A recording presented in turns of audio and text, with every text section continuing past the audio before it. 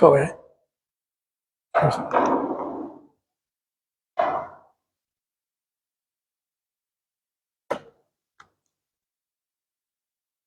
Bismillahirrahmanirrahim. Assalamualaikum warahmatullahi wabarakatuh. Alhamdulillahilladzi arsala rasulahu bil huda wa dinil haqq liyuzhirahu 'ala dini kullihi wa kafa billahi syahida wa kafa billahi nasira. Asyhadu la ilaha illallah wahdahu la syarikalah wa asyhadu anna Muhammadan abduhu wa rasuluh. Allahumma shalli ala Muhammad wa ala ali Muhammad wa ba'd. Yang sama-sama kita hormati Ketua Masjid Ustaz Haji Adi Chandra ST dan pengurus masjid yang lainnya, Bapak-bapak, Ibu-ibu sekalian yang dirahmati Allah Subhanahu wa taala. Alhamdulillah, segala puji bagi Allah. Pada malam hari ini Allah berikan kita nikmat iman, nikmat Islam, nikmat kesehatan, nikmat kesempatan, nikmat untuk berada dalam majelis ilmu. Semoga apa yang kita lakukan ini dinilai pahala dari Allah Subhanahu wa taala. Salawat dan salam kita aturkan kepada sebaik-baik hamba Nabi kita, Nabi Muhammad sallallahu alaihi wasallam. Semoga senantiasa tercurahkan kepada beliau. Semoga kita istiqomah mengikuti sunnah-sunnah beliau, mengamalkan sunnahnya, memperjuangkan sunnahnya, sehingga nanti insya Allah kita layak disebut sebagai salah satu di antara umat beliau, sehingga nanti kita layak mendapatkan syafaat beliau, dan semoga layak mendapatkan surga bersama beliau insya Allah.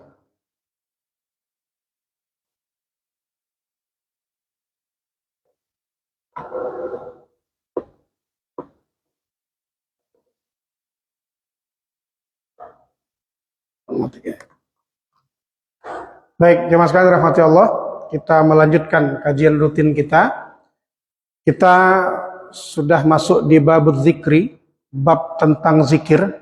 Kemarin sudah kita bahas zikir itu apa, lalu dalil perintah zikir itu bagaimana, kemudian batasan-batasan zikir itu disebut banyak, itu seperti apa, kemudian hal-hal yang bisa disebut zikir, ya. Semua ketaatan, asal bentuknya ketaatan kepada Allah, maka dia dihitung sebagai zikir. Ya, kemarin bahkan pernikahan, bahkan jual beli, semuanya itu bisa dihitung berpahala zikir kalau dia diniatkan untuk mentaati Allah Subhanahu wa taala. Malam hari ini kita masuk ke pembahasan berikutnya, masih di dalam bab zikir. Istihbabul ijtima'i fi majalis dzikri. Anjuran-anjuran untuk banyak-banyak berkumpul di majelis zikir. Jadi anjuran-anjuran untuk banyak berkumpul di majelis zikir. Yustahabbul julus fi hilaqiz dzikri wa qad jaa'a fi dzalika ma ya'ti. Dan dianjurkan, bahasa lainnya disunnahkan, gitu, bagi kita semua untuk banyak-banyak duduk di majelis zikir. Dalil-dalilnya beberapa hadis di bawah ini. Yang pertama, Ani bin Umar radhiyallahu anhuma anna Rasulullah sallallahu qala, dari Ibnu Umar radhiyallahu anhuma bahwa Rasulullah sallallahu bersabda, "Idza marartum bi riyadil jannah farta'u." Ya, kata Rasulullah SAW, jika kalian melewati taman surga, maka berhentilah kalian, mampirlah di taman surga itu. Qila wa ma riyadul jannah ya Rasulullah. Para sahabat bertanya, apa yang dimaksud dengan taman surga itu ya Rasulullah? Qala hilakudz dzikri. Nabi mengatakan, yang dimaksud dengan taman-taman surga itu yang ada di muka bumi ini adalah hilakudz dzikri. Ya. Apa namanya? Majelis-majelis zikir. Lingkaran-lingkaran yang dimana orang itu berzikir di situ. Nah, inilah salah satu hadisnya.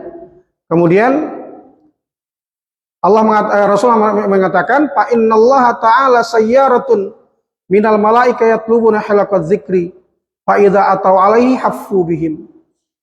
Sesungguhnya Allah, kata Rasulullah SAW, memiliki malaikat-malaikat yang sayyarat, malaikat-malaikat yang berkeliling.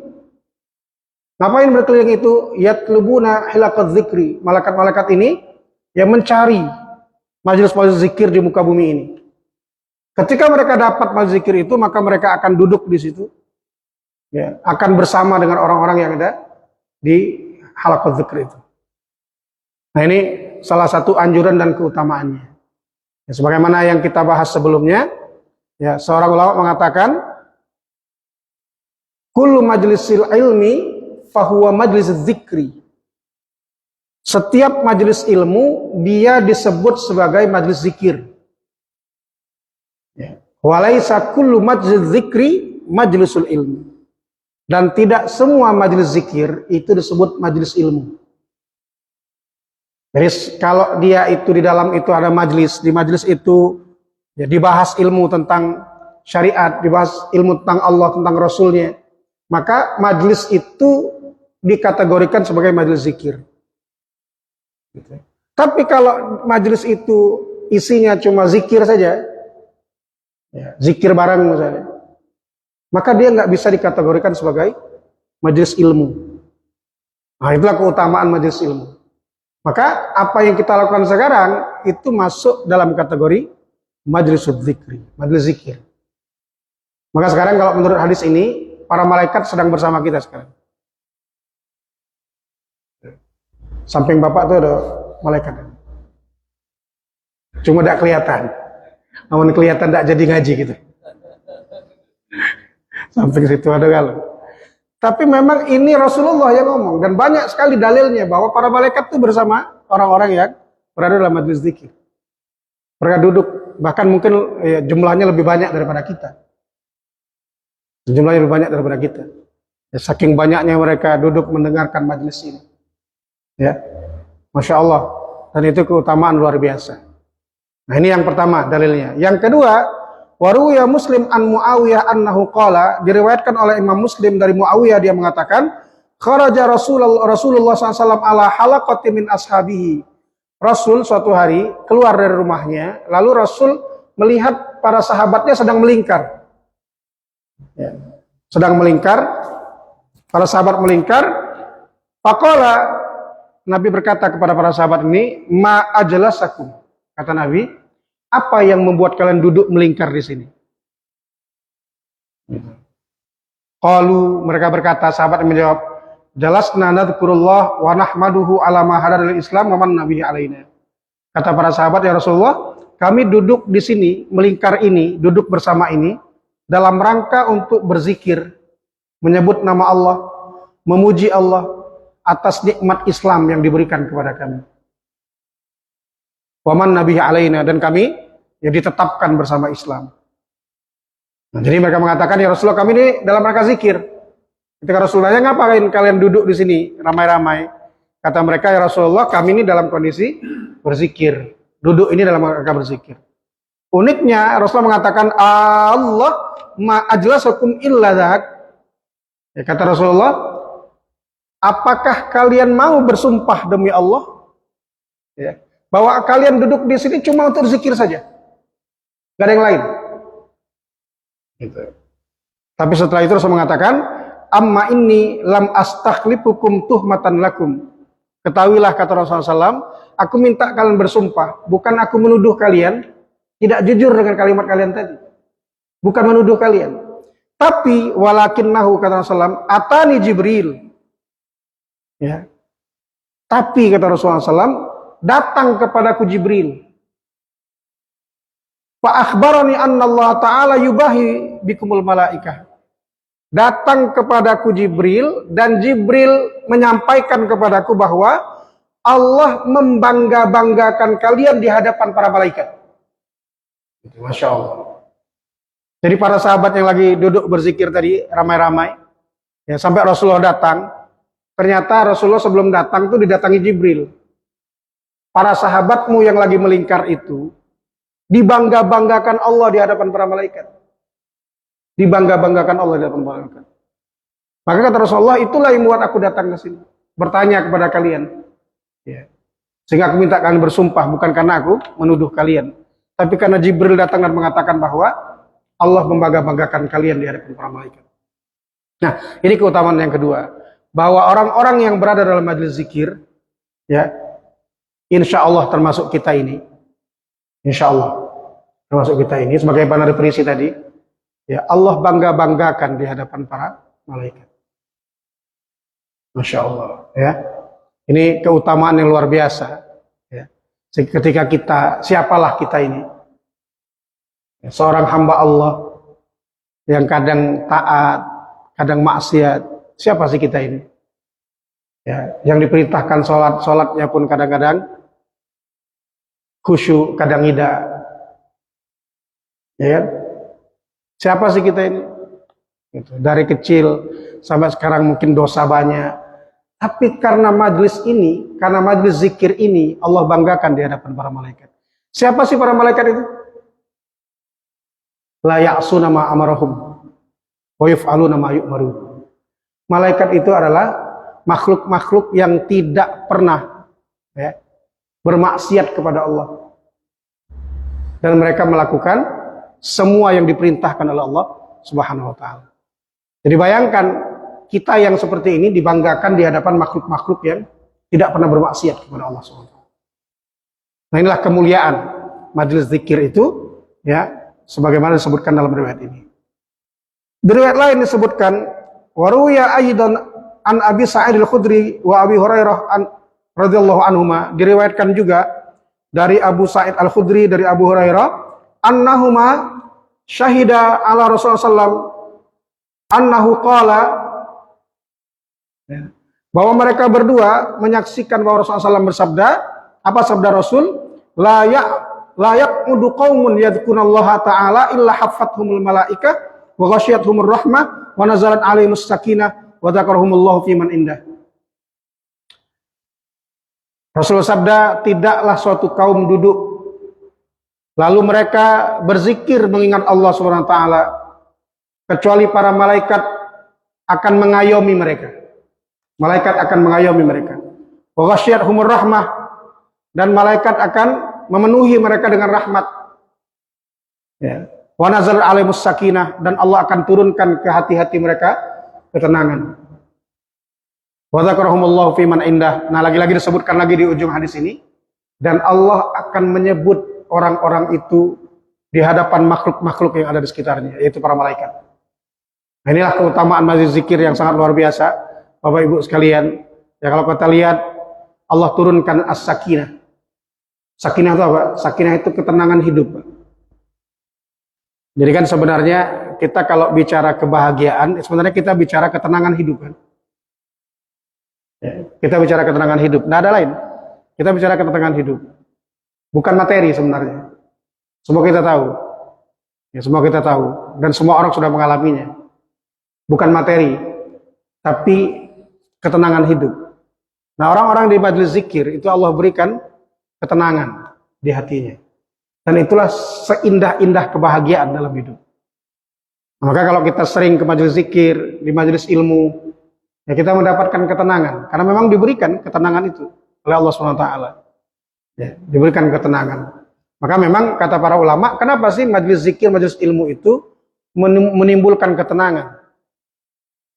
Selain hadis ini mengatakan begitu, kata para ulama, faktor pentingnya orang itu, kalau dia sedang di majelis zikir, di majelis ilmu, dia istirahat dari berpikir tentang dunia. Dia istirahat dari berpikir tentang dunia.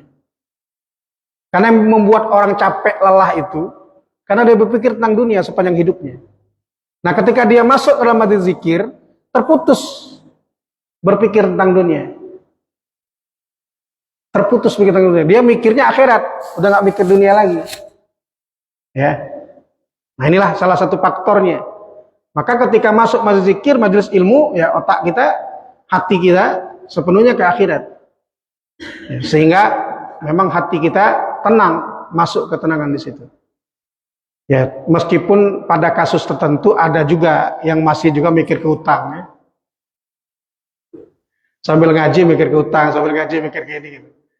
Ada juga, cuma kan tidak semuanya, sedikit paling gitu. Selebihnya itu orang mendapatkan ketenangan karena dia terputus dari memikirkan dunia. Nah, itulah kenapa majelis zikir itu menenangkan. Ya. Wa dzakarakumullahu fiman indah. Ya, lagi-lagi Allah disebutkan oleh Rasulullah SAW, Allah akan menyebut nama-nama kita ini di hadapan para malaikat. Ini kebanggaan luar biasa, tentu kebanggaan luar biasa. Ya. Kalau kita disebut nama kita oleh para pejabat, orang kaya, bangga kita, senang kita. Kalau disebut oleh Allah SWT, Masya Allah, jauh lebih bangga kita seharusnya, senang kita. Nah, jamaah sekalian dirahmati Allah SWT, inilah keutamaan dan anjuran-anjuran, dalil anjuran untuk berada di majelis zikir dan di majelis ilmu. Maka kita berusaha, kita datangi majelis ilmu ini, majelis zikir kita datangi, majelis ilmu kita datangi, ya, berusaha mendekat ke majelis ilmu, majelis zikir. Ya, apapun kondisi kita, kesibukan kita, jangan sampai ya tidak ada sama sekali majelis ilmu dalam kehidupan kita ini. Masuklah ke majelis ilmu, majelis zikir. Baik, demikian berikutnya adalah fadlu man qala la ilaha illallah mukhlishan. Keutamaan orang yang mengucapkan kalimat la ilaha illallah dengan ikhlas. Jadi, apa keutamaannya kalau kita mengucapkan kalimat la ilaha illallah mukhlishan, ikhlas karena Allah? Apa keutamaannya? Yang pertama, ada 3 hadis. Yang pertama, an Abi Hurairah, dari Abu Hurairah, annan Nabi SAW qala, bahwa Nabi SAW bersabda, qala ma qala abdu, ya, Nabi mengatakan, berkata, ma qala abdun la ilaha illallah mukhlishan illa futihat lahu abwabas sama hatta yuddi ilal arsh. Ya.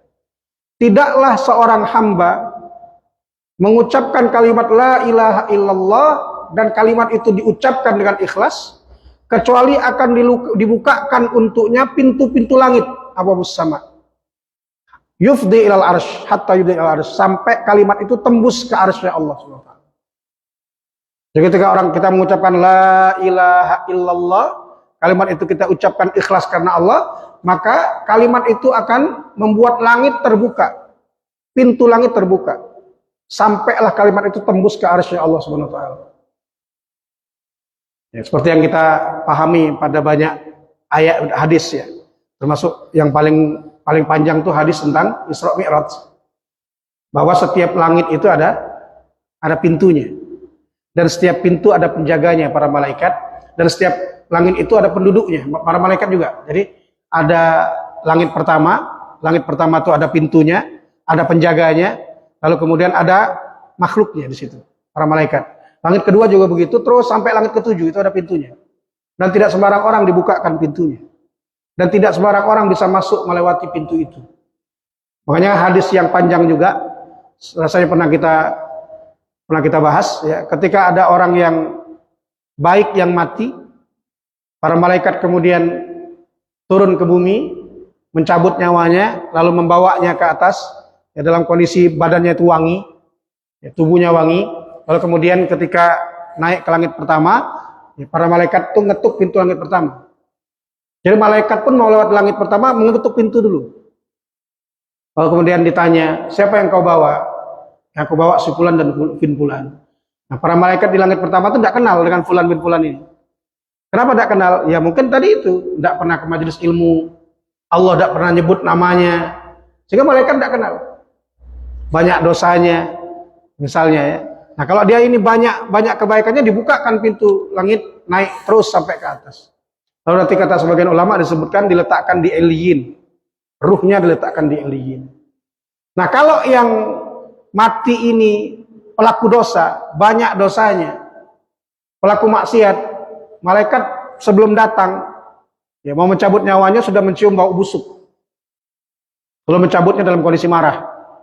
Lalu kemudian membawanya sampai ke langit pertama, ya, ketika diketuk pintu langit pertama, malaikat penjaga langit pertama tidak mengenal, maka tidak dibukakan pintunya. Karena tidak dibukakan pintunya, dilemparkan dia. Ya, ruhnya dilemparkan sampai ke tanah lapis ke-7, bumi lapis ke-7, lalu ditempatkan dari tempatnya namanya Sijin, ditempatkan di situ. Nah, jadi ketika seorang mengatakan kalimat la ilaha illallah, maka kalimat ini langsung melembus, ya, dibukakan semua pintu langit, naik ke atas, ya, lalu kemudian sampailah ke arsy-Nya Allah Subhanahu wa taala. Syaratnya majtunibatil kabair. Syaratnya sebenarnya enggak juga berat. Ya. Jadi syaratnya kalau mau kalimat ini kita ucapkan itu lalu nembus sampai ke arsy-Nya Allah, dibukakan semua pintu langit. Syarat pertama mengucapkannya dengan ikhlas. Terakhir disebutkan syaratnya majtunibatil kabair. Syaratnya orang yang mengucapkan itu menjauhkan dirinya dari dosa-dosa besar. Jadi dia bukan pelaku dosa besar. Nah, inilah salah satu ngerinya dosa-dosa besar itu. Salah satu ngeri-ngerinya dosa besar itu. Ya, sehingga kalimat la ilaha illallahnya saja nggak naik sampai ke langit.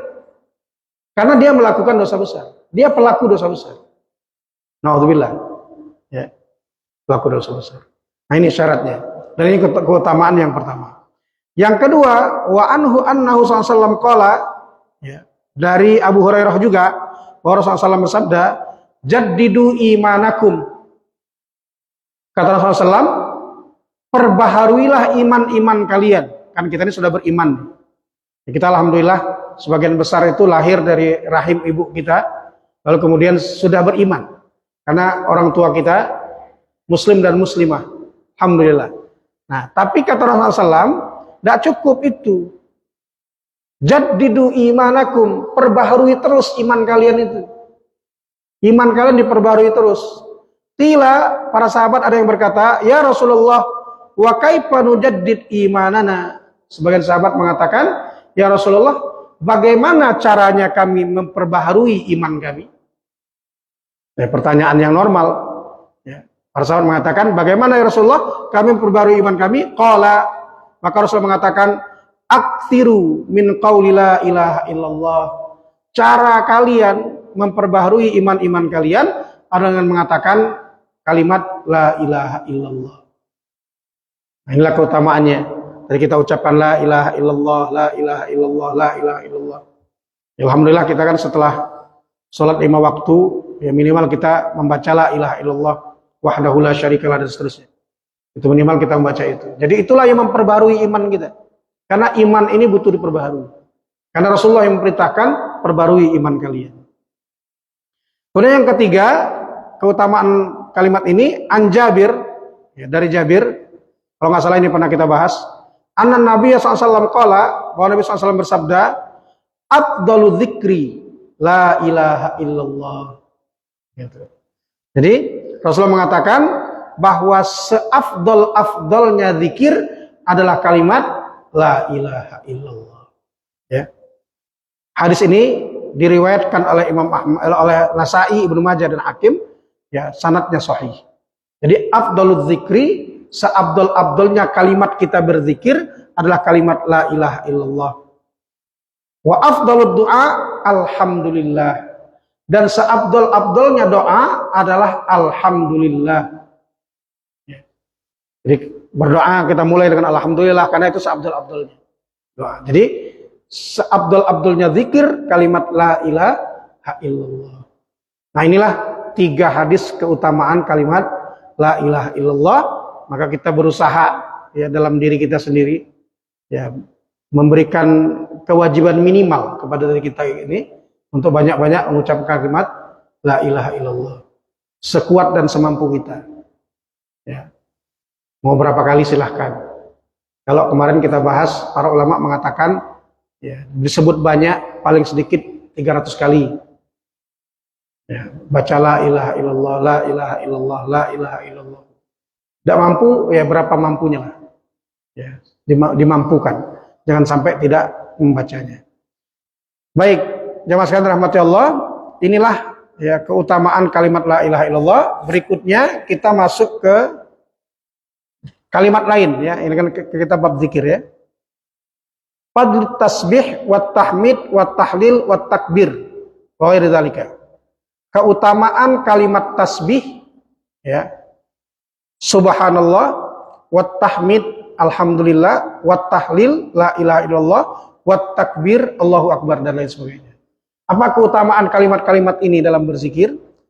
Ya, satu, an Abi Hurairah radhiyallahu anhu anna Rasulullah SAW qala, dari Abu Hurairah radhiyallahu anhu dia mengatakan bahwa Rasulullah SAW bersabda, kalimatani khafifatani 'alal lisan, thaqilatani fil mizan.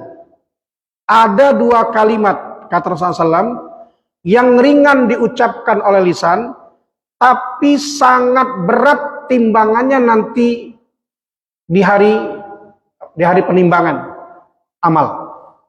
Ya, jadi mengucapkannya mudah, kata Rasulullah SAW, tapi pahalanya sangat besar, sangat berat ketika ditimbang nanti. Ya, Habibatani ilar Rahman. Bukan itu saja, tapi Allah sangat mencintai dua kalimat ini. Kalimat apa itu? Subhanallah wa bihamdih subhanallahil azim. Subhanallah wa bihamdih subhanallahil azim. Pendek sekali. Dua kalimat. Subhanallahi wa bihamdih subhanallahil azim. Dua kalimat ini sangat berat di timbangan. Untuk apa sih Bapak Ibu sekalian? Berat di timbangan itu seberapa penting?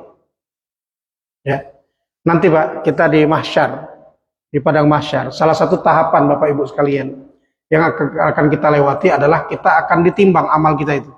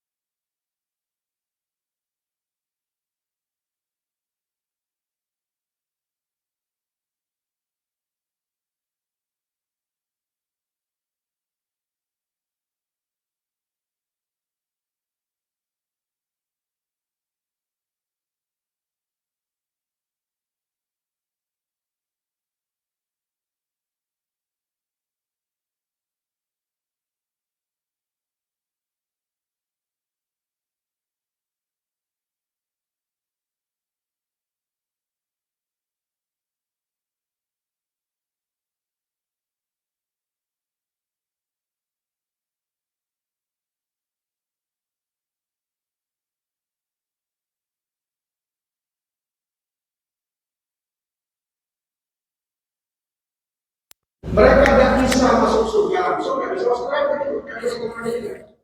Akhirnya mereka melihat ke sebelah kanan untuk surga. Mereka mengatakan Assalamualaikum. Ya, keselamatan atas kalian. Semoga kami bisa menyusul kalian. Ingin betul masuk surga. Ini masih deg-degan ini. Kalau sambungan timbangan ini masih deg-degan. Maka dia ucapkan Assalamualaikum, selamat bagi kalian wahai penduduk surga. Semoga kami menyusul kalian. Dalam konsep deg-degan. Lihat surga kering, neraka. Tambah ngeri. Kalau bagaimana mengatakan semoga kami tidak bersama kalian. Deg-degan itu. Kalau masuk surga, masuk neraka dia masih terang-terang. Ashabul A'raf. Nanti bagaimana nasib Ashabul A'raf? Nasibnya nanti Allah akan maafkan semuanya. Tetap di surga gelap. Tapi di ospek dulu.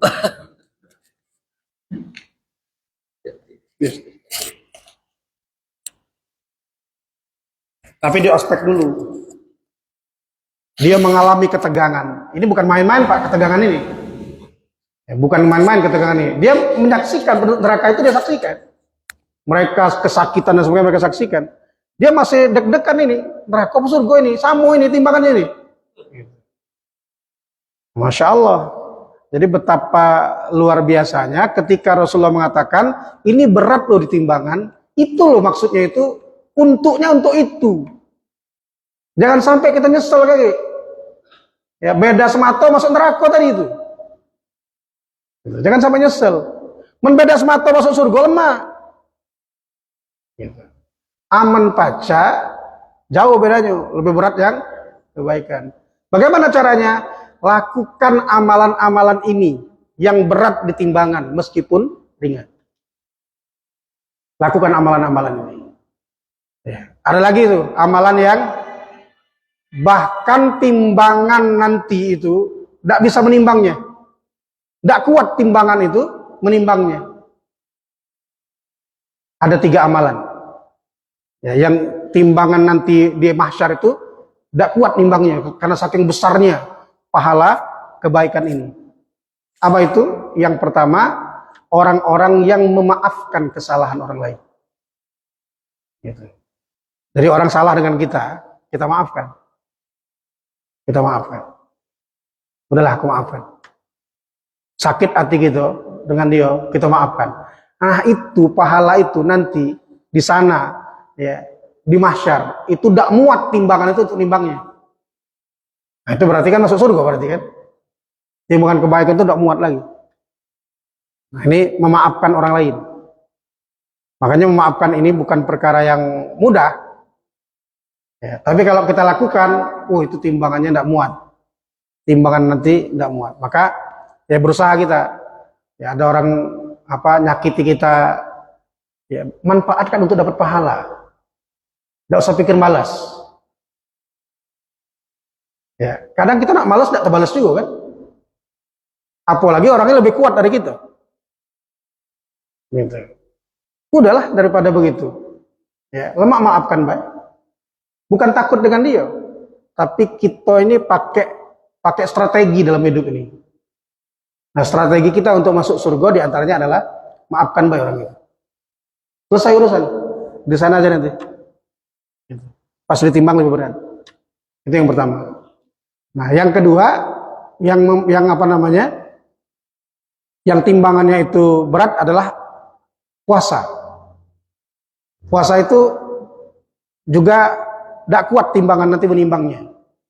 Makanya sampai Rasulullah mengatakan Allah dalam hadis qudsi, ya, bahwa puasa ini adalah milikku kata Allah, wa ana ajzibi, aku sendiri yang akan membayarnya, membalasnya. Tidak disebutkan balasannya apa karena saking beratnya. Nah, ini juga, ya. Yang ketiga, sabar. Sabar atas apapun. Sabar. Nah, ini memang ini yang berat, ya. Apalagi zaman-zaman cai ini. Ya. Berat, nah sabar ini ya. Karena tingkah laku manusia zaman sekarang ado galau. Dari A sampai Z. Ya. Bermacam-macam tingkah laku manusia ini. Nah, nak sabar nih gitu. Ya. Ada tetangga dangdutan tulaga gitu misalnya. Bukan dangdutan baik, remik dangdut itu. Dari pagi sampai sore.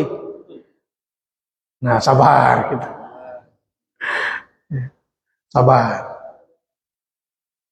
Apalagi di rumah lagi ada yang sakit, tetangga juga tidak ngerti, dan sebagainya. Ya, ya sabar. Ngadepi laki sabar, ngadepi bini sabar, ngadepi anak juga sabar. Ya.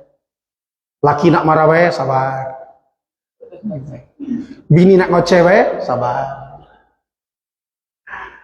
Kalau lanang ini kan gawe nak marah we, apalagi bokeh, ya. Mun betina nak ngoceh we. Pas melihat laki kita marah wae, nah ini celah pahala kesabaran. Ya, ini yang buat aku masuk surga ini.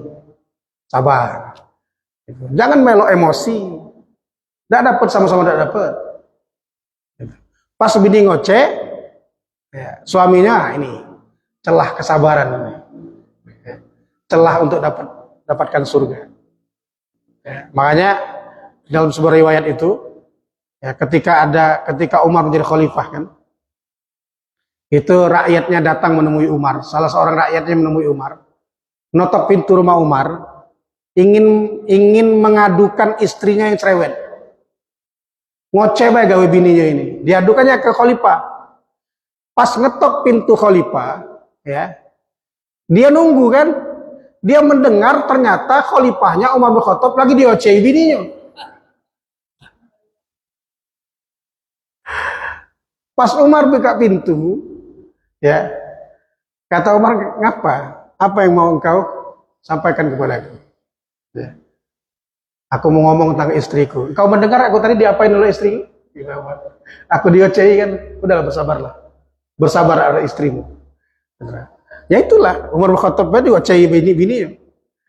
Siapa gitu ya? Siapa gitu? Umar setan takut. Setan lagi takut, kata Rasulullah SAW. Kalau Umar lewat di sebuah lorong, di ujung lorong itu setan mau lewat, tidak jadi lewat setan. Nyari lorong lain, ini Rasul yang ngomong. Bayangkan, yang setan takut, betina tidak takut. Bininya tidak takut ya. Setan takut, bini tidak takut sama dia. Nah, jadi bersabarlah bapak-bapak kalau bininya lagi ngoceh. Jangan melak emosi. Sabar. Ibu-ibu juga sabar. Itu pahalanya luar biasa. Timbangan tidak muat nanti. Nah, kalau timbang tidak muat, surga insya Allah. Makanya kalau Gus Baha sering mengatakan, ya, salah satu orang itu bisa menjadi wali Allah adalah kesabaran. Kesabaran yang paling banyak dialami para wali Allah, kata Gus Baha, itu kesabaran menghadapi istri. Menghadapi suami ya. Ya kalau ibu-ibu menghadapi suami. Kalau bapak-bapak menghadapi istri ya gak? Bahaya kalau bapak-bapak menghadapi suami, ibu-ibu menghadapi istri, itu bahaya. Tidak sesuai kodrat.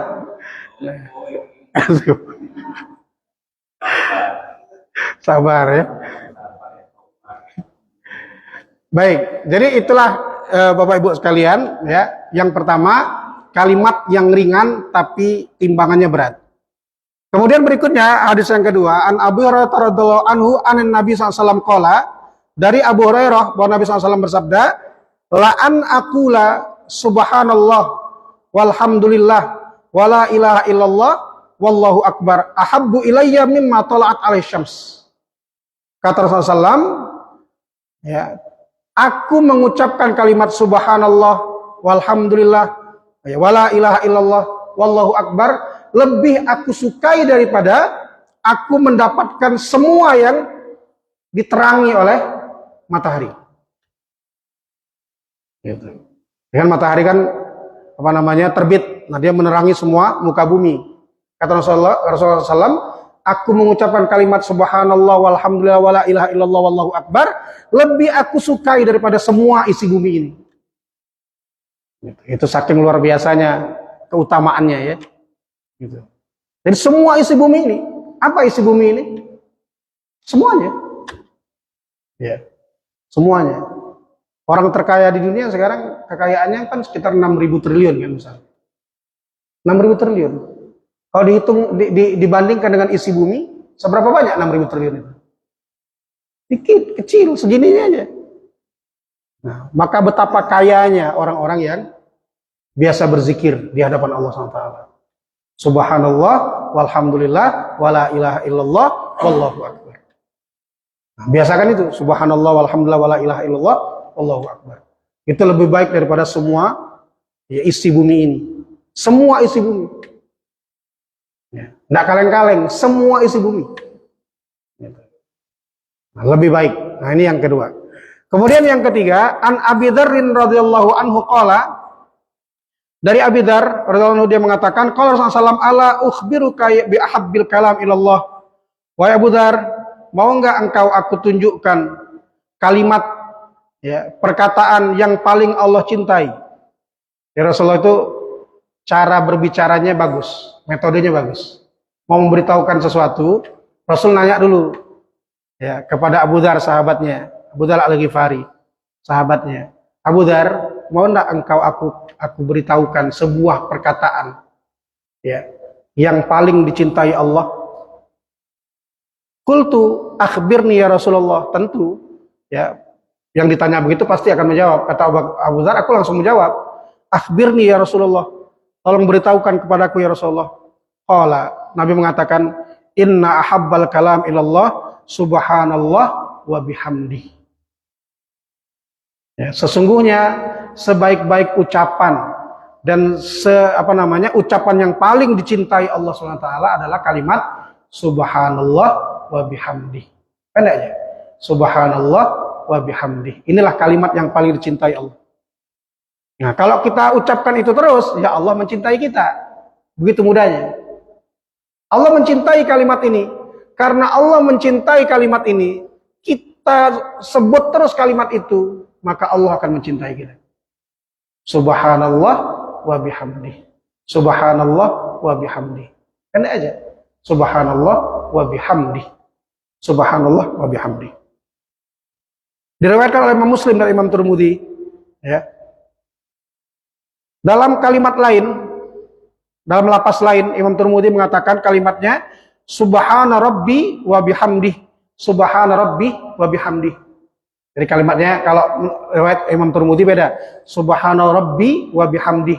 Subhana Rabbi wa bihamdih. Kalau tadi kan Subhanallah wa bihamdih. Kalau riwayat Imam Tirmidzi Subhana Rabbi wa bihamdih. Mana yang lebih mudah? Subhanallah wa bihamdih, itu yang sudah familiar di kita. Pakai yang itu aja. Tapi kalau ada yang membaca Subhana Rabbi wa bihamdih juga betul. Ya, juga betul. Ya, tapi yang kita sudah terbiasa Subhanallah wa bihamdih. Baik. Berikutnya dari Jabir radhiyallahu anhu, anin Nabi SAW qala, bahwa Nabi SAW dan Nabi SAW, Nabi bersabda, man qala subhanallahil azim wa bihamdih. Jadi kalau tadi kan subhanallah wa bihamdih, kalau ini enggak subhanallahil azim wa bihamdih. Subhanallahil azim wa bihamdih. Siapa yang mengucapkan kalimat subhanallahil azim wa bihamdih, nah siapa yang mengucapkannya, maka ghurisat lahu nakhlatan fil jannah, maka akan ditanamkan untuknya satu buah pohon kurma di surga. Setiap dia mengucapkan satu subhanallahil azim wa bihamdi, subhanallahil azim wa bihamdi, ya, setiap dia ucapkan satu ditanamkan satu pohon kurma di surga. Masya Allah. Ya. Kalau Pak Elman datang ke sini, PJ Wali Kota, siapa yang mengucapkan Pak Elman baik, Pak Elman baik, Pak Elman baik, misalnya satu ucapan, kutanamkan sikok pohon balam beserta tanahnya, bila ilah. Sekali. Sehari 1000 kali Pak Elman baik, Pak Elman baik, 2 hektar itu. Gitu. Banyak tak yang mengucapkannya? Banyak. Ini tidak kaleng-kaleng janji Rasul. Dibangunkan satu pohon kurma, ya, ditanamkan satu pohon kurma di mana? Di surga Allah SWT. Nah, masuk neraka tidak dapat berarti. Jadi, lah banyak zikir macam itu tapi masuk neraka. Nah, Pak mana pula itu? Jadi tidak ketemu dengan kebun kita gitu ya. Insya Allah orang yang biasa berzikir masuk dalam surga Allah SWT. Apalagi ya kalau dia ada kalimat la ilaha illallah di hatinya, dia pasti akan masuk surga. Pasti, meskipun mampir dulu. Mampir dulu. Mampir sejam, 2 jam, sehari, 2 hari. Mampir ke neraka, disucikan dulu, bersihkan dulu. Tidak bersihkan tidak bisa masuk surga. Jadi dibersihkan dulu. Bersihnya kan bagaimana bersihkannya? Ya dibakar dulu biar bersih. Nah selesai bersih baru masuk surga dia. Ya. Tergantung berapa banyak dosanya. Kalau dosanya banyak, ya agak lama. Ya, taruhlah sebulan. Nah, wa yauman inda rabbika ka'alfi sanatin mimma ta'uddun. Dan 1 hari di sisi Tuhanmu nanti di akhirat itu seperti 1000 tahun kalian di bumi ini. Jadi masuk cak sebulan, nah itu berarti 30.000 tahun. Men sebulan, men setahun hitung baik. Men 2 tahun hitung baik. Nah kira-kira dibersihkan sebentar cuma berapa? 2 tahun. Sekitar 365 tahun. Gitu. Jadi menpacak tidak usah berangan-angan. Apalagi dengan PD mengatakan tidak apa-apa, dengan baik mampir misalnya. Tidak apa-apa, ayo coba baik. Ya. Kalau nyesel. Kenapa? Kata disebutkan dalam sebuah riwayat, orang yang mendapatkan kenikmatan besar di bumi ini, di dunianya, ya ketika sekali saja dia dimasukkan, dicelupkan di neraka sekali, dia merasa tidak pernah mendapatkan kenikmatan apapun. Saking beratnya itu.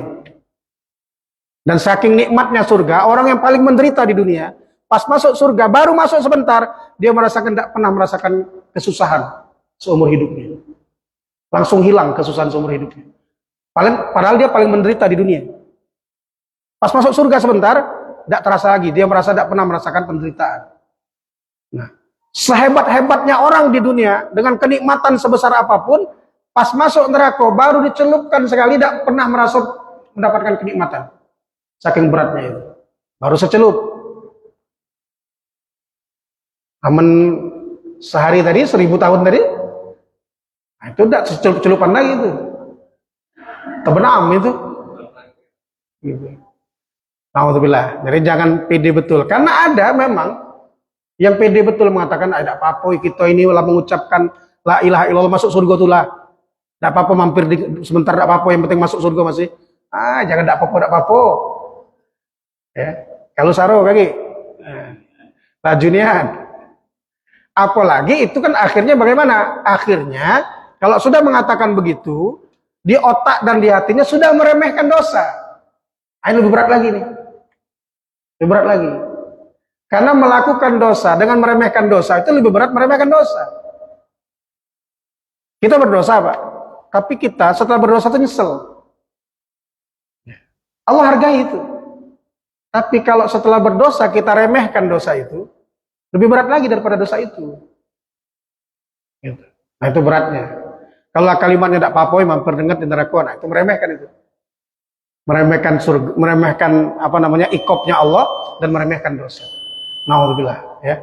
Baik, saya kira itu saja. Ya, masih banyak ini keutamaan-keutamaan ini. Kita sambung nanti. Assalamualaikum warahmatullahi wabarakatuh.